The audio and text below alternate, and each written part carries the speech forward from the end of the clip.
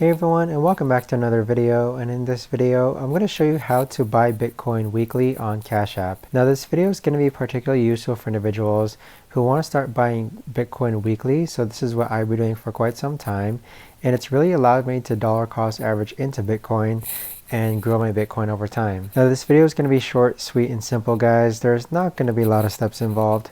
Now in order to do this, let's open up Cash App. Then on the bottom left hand corner you want to click on your dollar sign. And then on the upper middle side, underneath Save and Invest, you want to click on your Bitcoin wallet. Once you've done so, you want to scroll down to where it says Auto Invest. Click on Auto Invest. And then from here, you're going to click on Continue. And then you're just going to set the Auto Invest to weekly. Now keep in mind that there is a $10 minimum for recurring purchases, so you need to invest at least $10 every week into Bitcoin. But that right there, guys, is the best and easiest way that I know of to actually go ahead and buy Bitcoin weekly on Cash App.